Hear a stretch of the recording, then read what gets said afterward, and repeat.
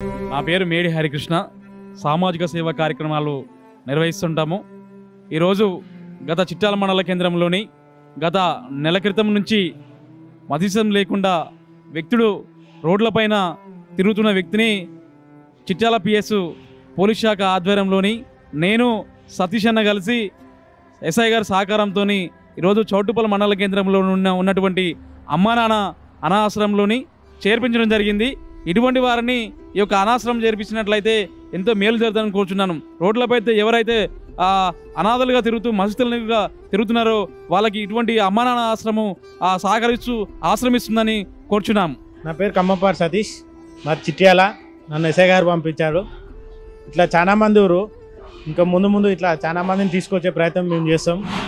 మా ఎస్ఐ గారు సహకారంతో ఇంకా చాలా మంది ఇంకా ఉన్నారు, తీసుకొచ్చే ప్రయత్నం మేము చేస్తాం.